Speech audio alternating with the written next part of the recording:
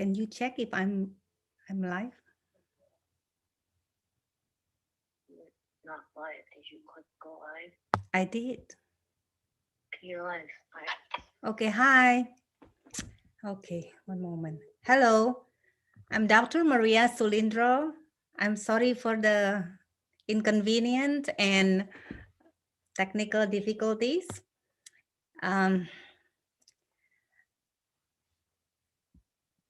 Okay, I think, all right. So, okay. I would be most grateful if you subscribe, like, and share my channel. And today I would like to share with you topic of aneurysm, which is a time bomb in our body. So my specialty is integrative anti-aging. I'm practicing in Pasadena, California. So today's topic is not very common in my practice, but the symptoms is very common. Some of you might be wondering why and what does an aneurysm means, right? I would like to share slides with you to show you what aneurysm means. But an aneurysm is an abnormal bulge or ballooning in the wall of your blood vessels. It is caused by weakness in that vessel's wall, usually where it branches. A proportion of these patients will go on to have a rupture of this aneurysm. Let me see if I can share these slides with you. Let me see. Yes. Uh,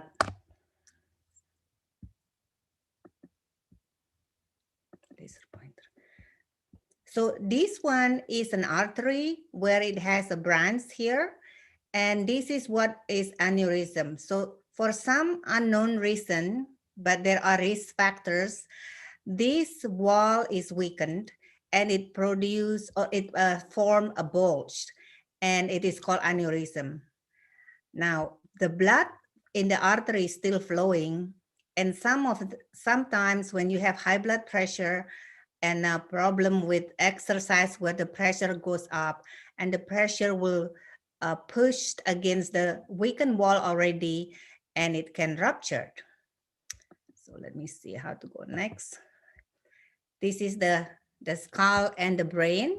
And when this aneurysm ruptured and the blood can accumulate in this part of the brain and cause a problem. One moment.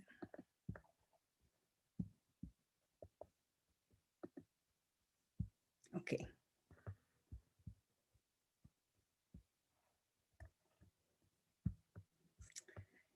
There are several places in your body where aneurysm can happen. So in the brain, it's called cerebral aneurysm. Abdominal aorta is called aortic aneurysm. Neck, intestine, kidney, spleen, blood vessels in the leg, for example, iliac area, femoral area, or popliteal aneurysm. So there are several places that this one can happen. The most common type of an aneurysm is in the aorta. The aorta is the largest artery in the body, and the aorta carries oxygenated blood from the heart to the whole body. And there are two different kinds of uh, aorta aneurysm. One is in a thoracic area, which is the type that occurs in the chest cavity, and an abdominal aortic aneurysm occurs in the abdominal area. I'd like to also share with you the slides that shows that one. Okay, let me see.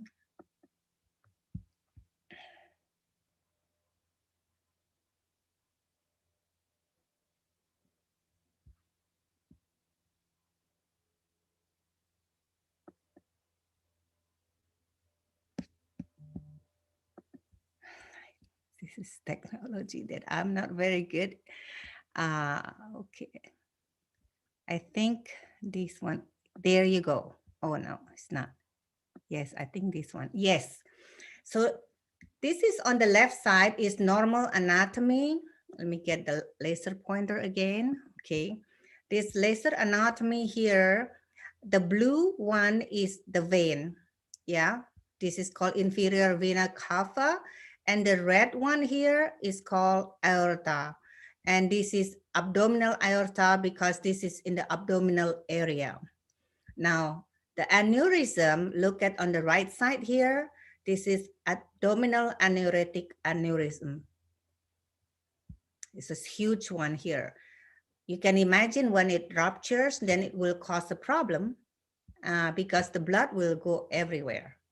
And let me see the next one here. This one, when it happens in the brain, and this happened to have like a two aneurysm here, and it can rupture and it can cause a problem. Symptoms such like a tremendous headache, and it's unbearable headache. And this one is the heart, and this is the left ventricular aneurysm. And usually when they perform an EKG, they can see a different electricity in the EKG, which is called persistent ST segment elevation. And this is the most commonly present in the precordial leads, So this is precordial leads. And it's this one is a huge aneurysm in the wall of the heart. Okay, so let me see. How to escape here? Okay, all right. And let's talk about the statistic and how often is this disease found and who has the risk of this aneurysm. An aneurysm often develops in the artery rather than the vein. And that's when the aneurysm bursts and it causes a problem or it's an emergency situation, it's life and death. Approximately 6.5 million aneurysm is diagnosed in a year in America. The rate of rupture is about 1 in 50 people, about every 18 minutes. So there are about 30,000 will suffer aneurysm rupture every year in United States. You are at a high risk for aneurysm if you have arteriosclerosis. Now, what is arteriosclerosis? It is a disease of the arteries characterized by deposition of the plaque of a fatty materials on the inner wall of the arteries. Risk factor of aneurysm that you cannot control, that includes if you're an older age, you're a male, you have a family history of aneurysm and genetic factors. So you cannot control that, right? But some of the risks you can control. That includes high cholesterol. You can adjust so that you don't have high cholesterol, high blood pressure, smoking, diabetes, and obesity. Those are risks of aneurysm. Now, what is the cause of brain aneurysm? Brain aneurysm develops as a result of thinning of the artery walls. Aneurysm often forms a fork at the fork of the branches in the arteries. And certain strong emotion or such being upset or angry can really cause high blood pressure and can subsequently cause aneurysm to rupture. Now, I will also share another picture of rupture aneurysm so you can see. All right, there you go. So brain aneurysm, these are aneurysm, okay, is called saccular aneurysm. And this one is called fusiform aneurysm. It's elongated. And the ruptured aneurysm usually is just burst, through the wall, and the blood will flow. And this is the brain, for example. Okay, this is the brain, and this is what we call circles or circle of Willis. And these are where all the four branches of the arteries go, will supply blood in your brain. And aneurysm often found in the branches of these circuits, in the branches of the artery of circle of Willis. All right, this is the small brain, and this is the cerebellum. This is cerebellum. This is the big brain.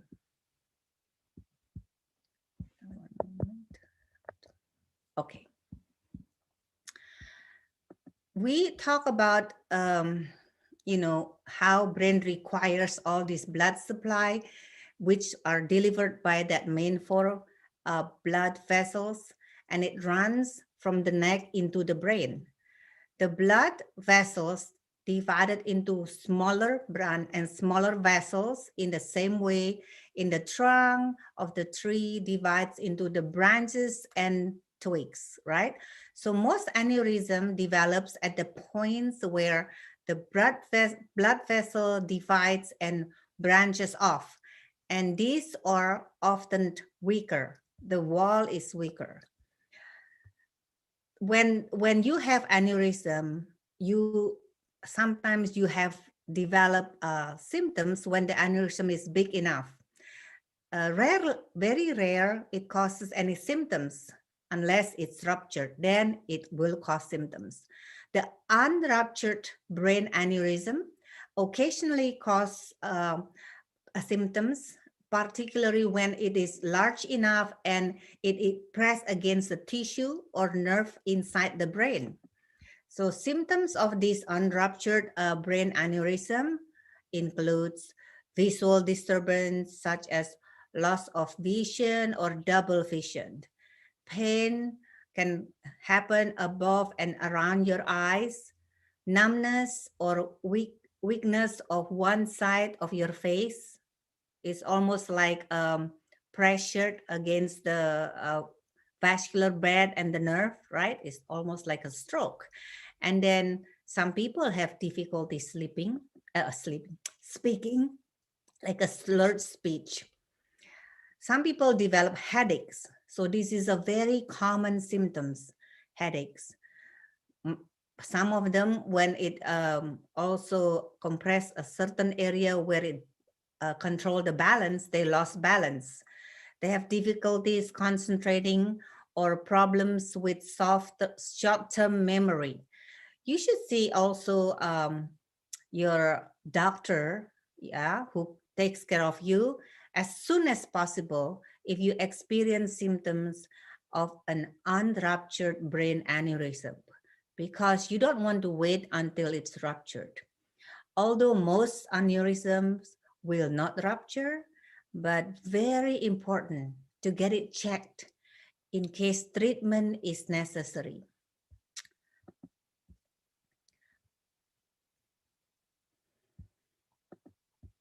I want to share about these symptoms that are very common, but you can see through this.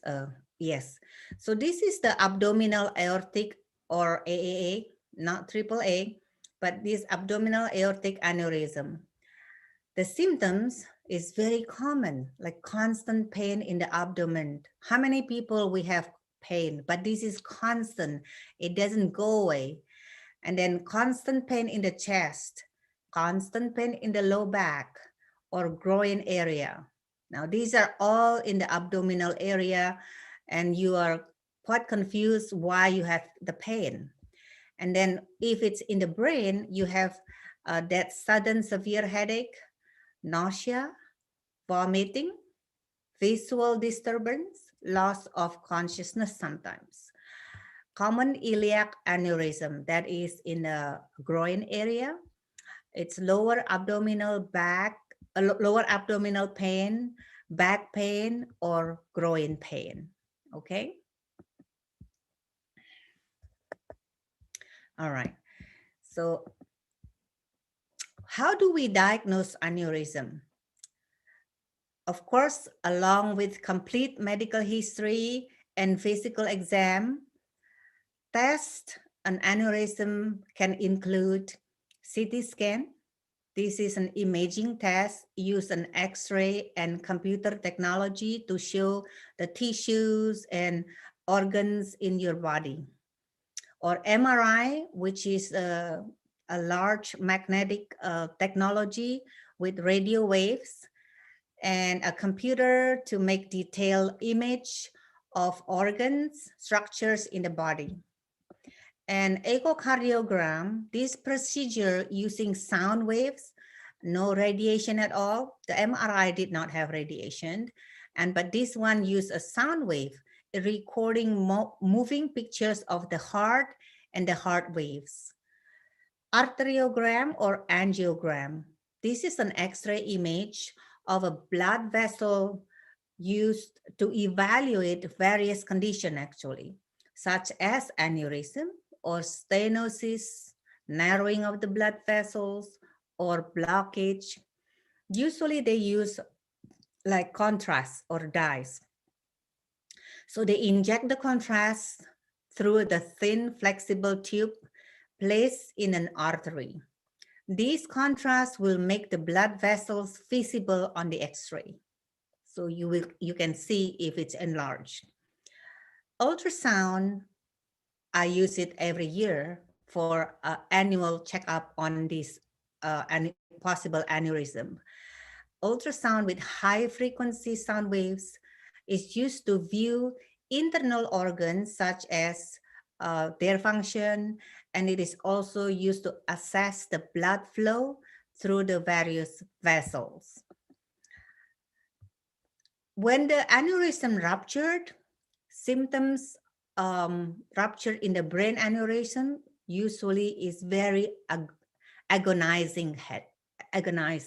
So the headache is such a severe headache that you cannot tolerate it. It's being linked to like being hit on the head, resulting a blinding pain unlike anything experienced in the past. So when something like that happened, you know something bad happened to you. So you have to rush, either you go to the emergency room or you go to call your doctor, but it's best to go to the emergency room when something like that happened. Of course, other symptoms may include feeling of being sick, like you feel like you have to vomit, stiff neck, you cannot move. One of my friend, she knows that this is happening, her second aneurysm, so she couldn't move. So she instructed her son to take her to the hospital right away. Sometimes the optic nerve is compressed, so you are very sensitive looking at the light. Some double vision, blurred vision, sudden confusion, sometimes loss of consciousness. And some people, they have seizure and also weakness of one side of your body. Ruptured brain aneurysm is a medical emergency. You can call 911 immediately and ask for an ambulance if someone is not at home or not around you. So, and this is life and death actually. Treatment option for an aneurysm, there are several. If your symptoms can be tolerated, usually the doctor can monitor it, or this one usually is found accidentally that they see an aneurysm, in the annual check. Doctor monitor the size and rate of growth of your aneurysm with an ultrasound. Every 6 months or every 12 months, this is part of watchful waiting approach for smaller aneurysm. I do every year all this check on the aneurysm possible aneurysm. But once I found an aneurysm, I will increase the watchful waiting period for 6 months, every 6 months.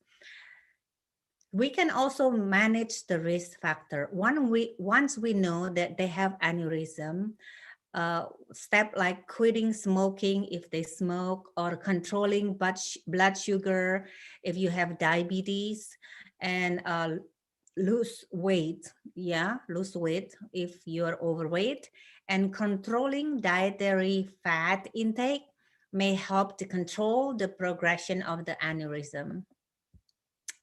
How about medication? Medication can control factors such as high cholesterol, high blood pressure. We have to control that. You cannot just walk around with symptoms and high blood pressure, because you know one day that aneurysm will burst. What about surgical repair? Surgical repair of the aneurysm can be done with a large incision and graft, or with a smaller incision. It is up to the neurosurgeon. So this neurosurgeon usually handle all of these. I'd like to share with you some of the technique they use. I don't do this surgery, but I can share with you this picture. Okay, now this is the patient's artery. Okay, now let me get the laser pointer. Is easier. Yes, this is the arteries. Now, if this is the aneurysm, some technique is called coiling technique. They use a coil and then they fill this aneurysm with coil. Now, this is the parent arteries. Yeah. So, and so the reason why they use that, so that when the blood flow with a high pressure, it doesn't hit the wall. So it prevents the rupture. Now, this one is called clipping technique, microsurgical clipping. They clipped the aneurysm here so it doesn't burst. See, this is a burst aneurysm actually. This is the artery. This is called microsurgical clipping. Next one. This is called onyx embolization, or solid liquid ball, where they put a liquid inside the aneurysm here, and they also place a stent here. So this is another technique. It's called glue ball. And now this one is called flow diverter or stand. They put a stand. So they insert this one. This is the stand. So the blood will flow here, not pushing against the aneurysm. See, if you don't put a stand, when the blood flow, this one can flow here also. And if this is the aneurysm, and if the pressure goes in here, this one can grow bigger and then burst. That's what we don't want to find. Okay. All right. So let me see. Go here. Yeah. Okay. Now, to prevent brain aneurysm from the rupturing, you always can lower the risk factor.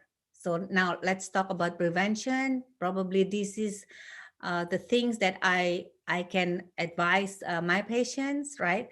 So they should be eating a healthy diet, in particular cutting down on salt, so they control the blood pressure, and eating plenty of fruit and vegetable. And salt limit is 6 grams a day, or about 1 teaspoonful a day. Some salt, they can regulate potassium. Also, I endorse salt that is created by Dr. Wright. And that one seems to be people who are sensitive to salt, they can tolerate this salt better.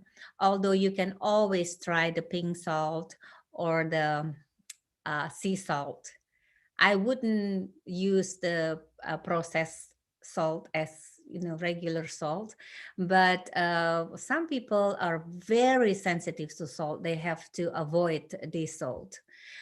Moderate low use of alcohol intake for men and women, and not to drink on a regular basis, and limit do not drink more than 14 units a week. Okay. Maintain a healthy weight. Now, this is a little bit of challenge for people who have already tried, but even losing just a few pounds will make a big difference to your blood pressure and overall health.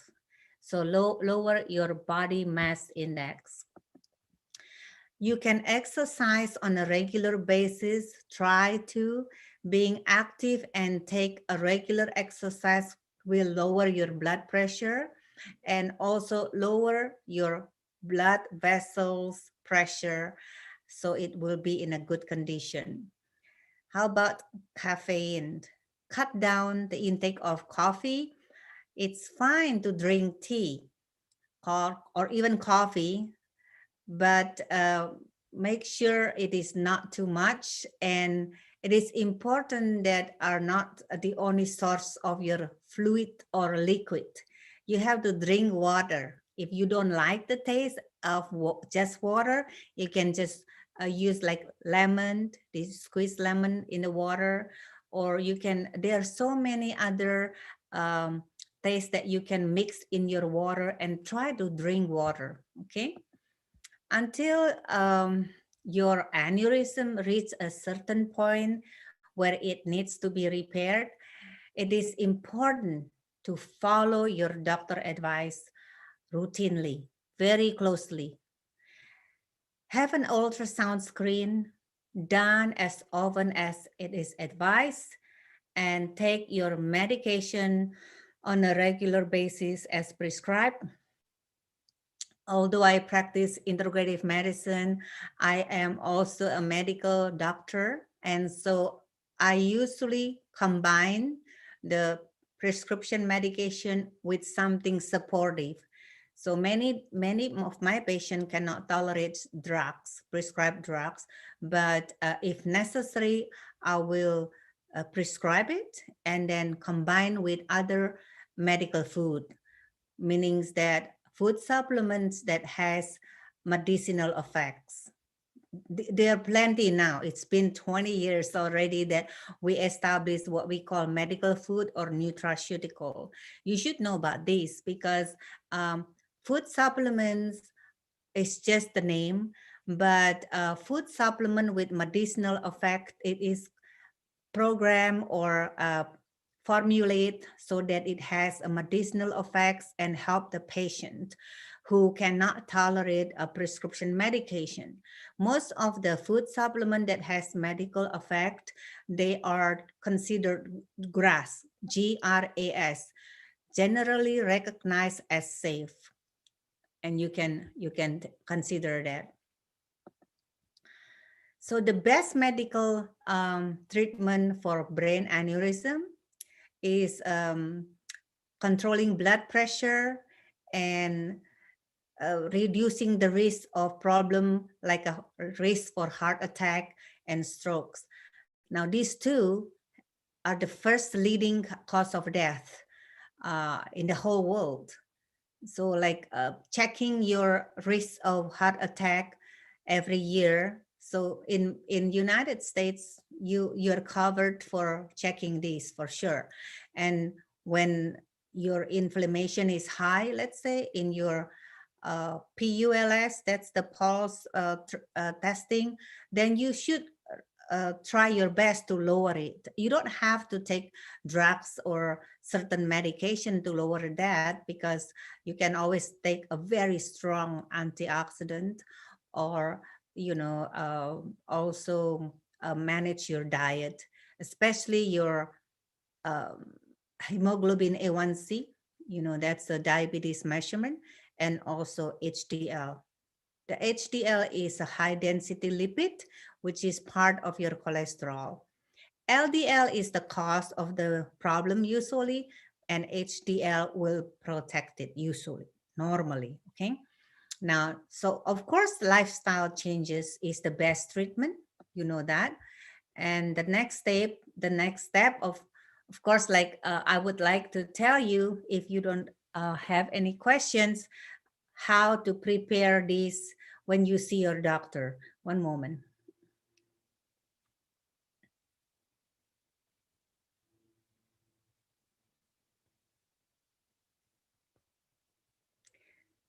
Okay. Does any, I will answer some questions now. Does aneurysm hurt only in the area where it is located?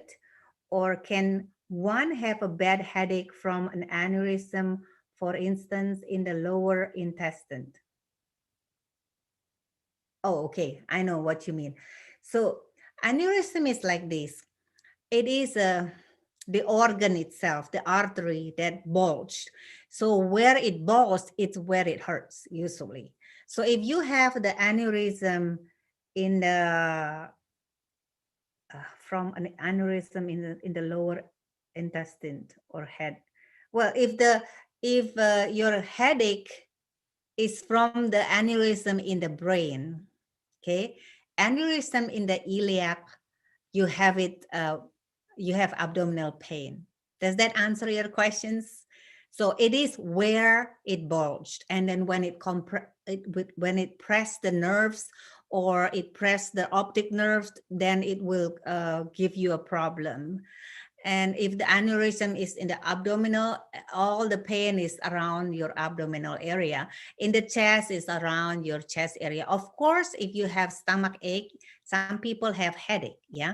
But you cannot, let's say if your aneurysm in the stomach and you only have a headache, that is very unusual, although nothing is impossible, right? And then does pain come from an aneurysm burst or after it burst? Uh, Both. When it burst, you feel the difference. But when the aneurysm is small and it bursts, right? So the blood slowly will affect the area. Then that is different. But in the head, it doesn't matter how small. When it bursts, it's almost like having a hemorrhagic stroke. All right. And let me see. Okay, I'm going to tell you how to prepare when you see your doctor.